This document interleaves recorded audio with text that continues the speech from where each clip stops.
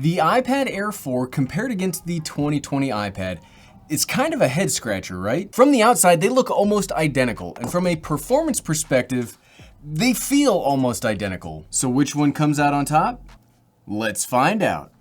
They're almost identical. They both get slammed down together. And while we're finding out, I'd like to thank today's sponsor, Squarespace. What's up, everyone? I'm the Everyday Dad, and if I can figure it out, you can figure it out. This video, comparing these two against each other, has caused me to do a lot of contemplation over the last week. We all know, it's no surprise, I love iPads in all shape and size, but when trying to come up with a recommendation on which of these to purchase, well, darn it, it was much tougher than I originally thought. So first off today, let's compare these two spec-wise and see if maybe the extra money for the Pro, maybe you get that, maybe that's born out of the specs. The iPad Air 4 represents a pretty substantial upgrade over the 3rd generation Air. It ditches the older iPad design aesthetic for the newer version that was first demonstrated with the iPad Pro from 2018. And yes, I like how it looks a lot. I think it's a smart choice. I think all iPads should start migrating over to this. Now, that's not to say that there's anything wrong with the original design. In fact, you can still get it on the iPad Generation 8 and the iPad Mini. But this new look, it's amazing. It's very sleek, it's modern, with much more usable screen real estate, with minimal, I didn't say small, we're dealing with Apple here, minimal, as small as you're gonna get bezels. The newer version of this iPad Air will run you $599 for the base model with 64 gigabytes of storage and $749 for the 256 gigabyte storage option. Under the hood is the brand new A14 Bionic Apple chip, which again, much like the display, is a substantial upgrade over the previous A13. And if we're gonna talk about like big whiz-bang things that you can put on a poster and say the iPad Air has it, the A14 is that. Apple says the new 6-core A14 is a 40% boost in CPU performance, and it's got a new 4-core GPU that should have a 30% upgrade in the graphical capabilities. But what I really think the A14 is prepped to do is take advantage of new machine learning capabilities and algorithms with its 16-core neural engine. Honestly, this chip is amazing. It's incredible. And the fact that such a beefy CPU is squeezed into such a small space like the iPad Air, that's mind-boggling. We are talking about specs though, and I don't want you just to think, okay, it's called the A14. The number's higher, and that means that it's just all around better than the A12Z that's found in the iPad Pro. It is newer, and it has a lot of cool features, and it's built on a more advanced kind of technology called 5 nanometers. Functionally though, the two chips, they're more similar than they seem, but we'll talk more about that in a little bit. The other big update, like we already said, is the new 10.9-inch liquid retina panel, and it can go up to 500 nits of brightness, has the P3 wide color accuracy, and is fully laminated. Physically, this new iPad is almost identical to the 11-inch iPad Pro, which is my personal favorite. The biggest difference in the overall body is you do get a few more color options if you're kind of over the whole silver, space gray, and rose gold trend of the last few years of Apple, and I did. I'm not helping with that because I do have the space gray. Because it's gonna be on a keyboard case, right? So why get the fancy color if it's always gonna, I feel bad. I do wish I had the blue, okay? I wish I had the blue. The real big physical difference in my opinion is that the iPad Air has a brand new Touch ID sensor built into the lock/power button.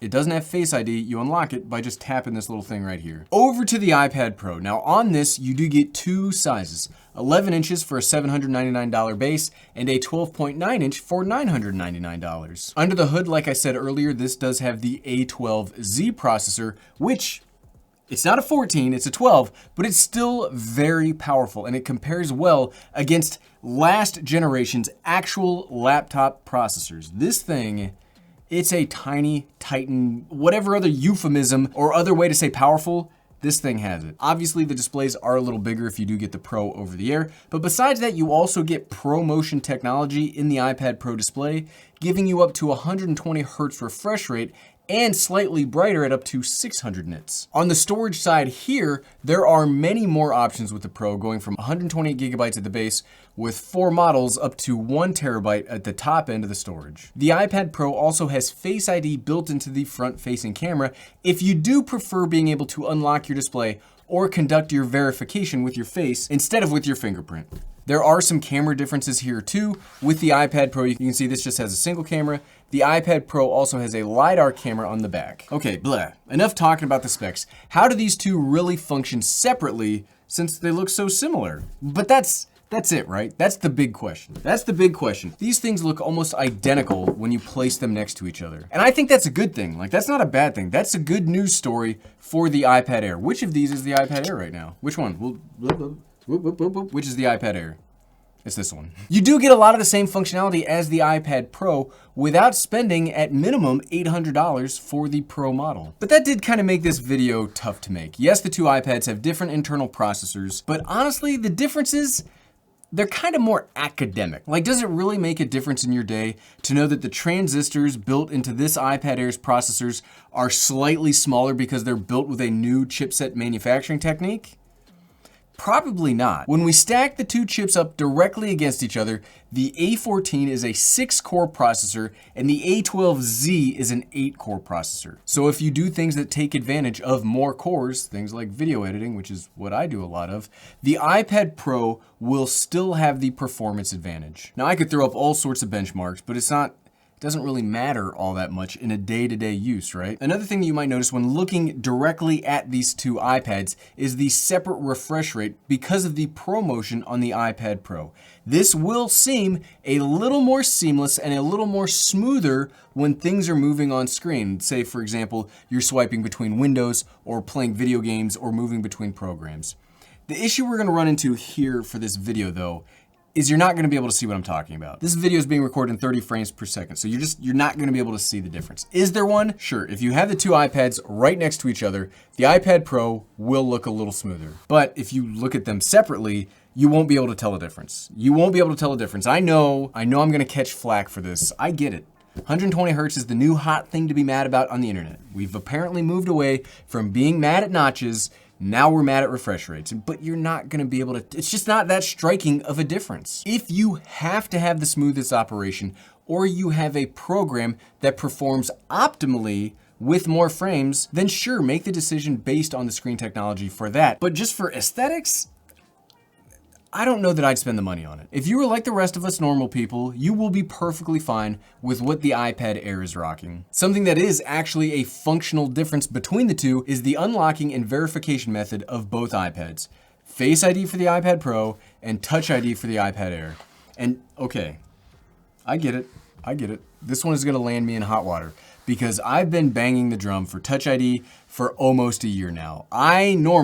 Normally, I much prefer Touch ID as opposed to Face ID. Actually, that's not true. What I prefer is to have both on all my devices, but unfortunately, that's not currently available. Back to why I think this is gonna land me in some hot water, is I do find myself preferring the Face ID on the iPad Pro. I know, Gary, you've been saying Touch ID is so much better for months and years now, but now you're saying you like Face ID better?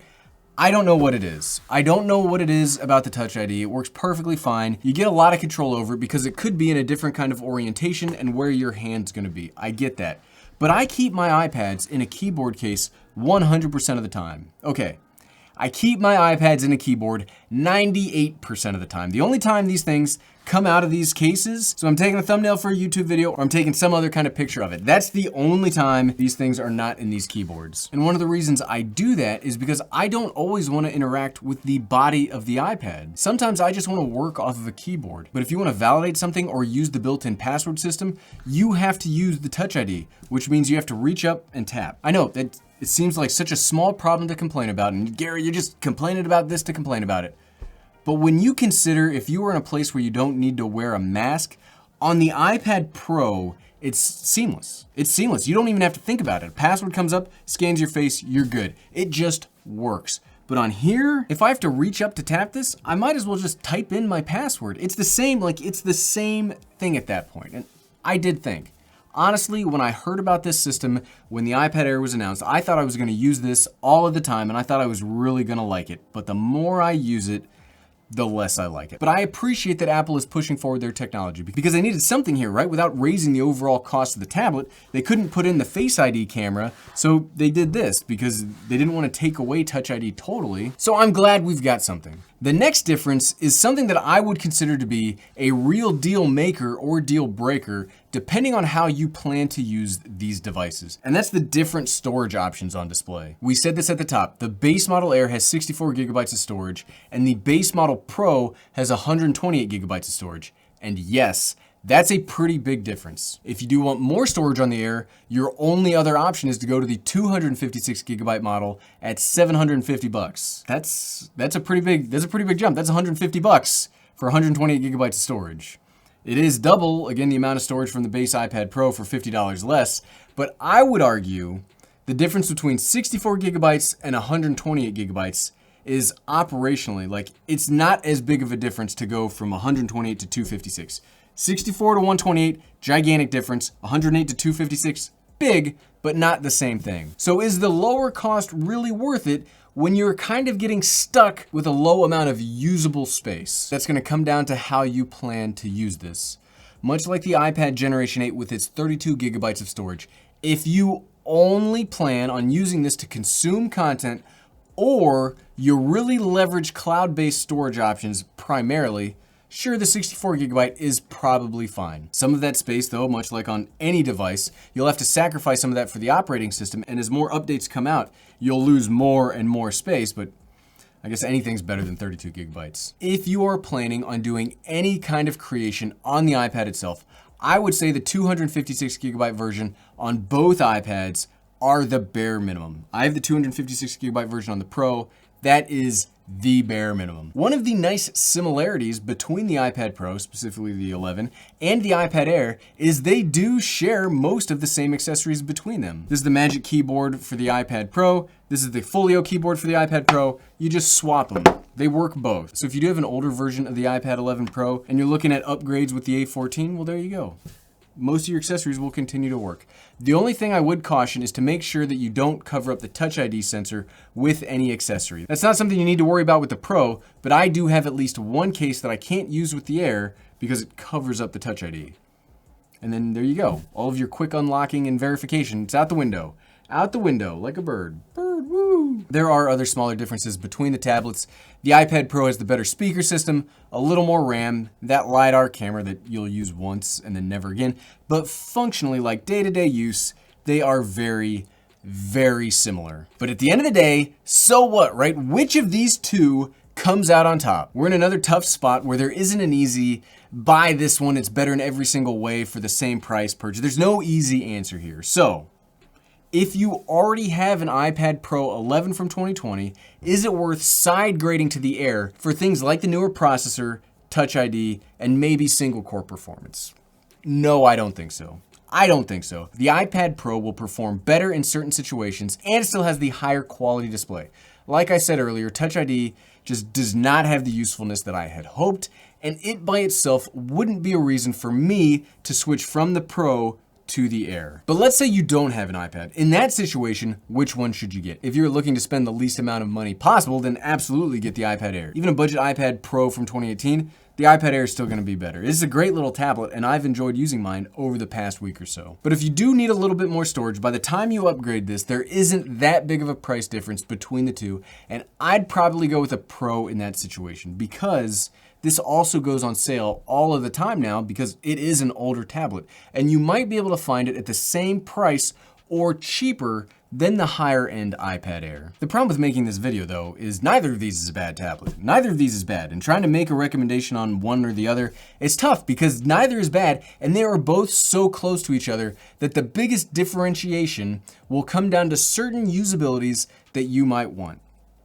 Neither's a bad answer. Thanks to today's sponsor, Squarespace, you can create your own very beautiful website. Squarespace is the all-in-one platform to build a professional website, online store, or portfolio. It's easy to claim a domain/URL, create a custom site that matches your style, and bring your ideas to life. Head over to squarespace.com for a free trial, and when you're ready to launch, go to squarespace.com/everydaydad to save 10% off your first purchase of a website or domain. And thank you for watching.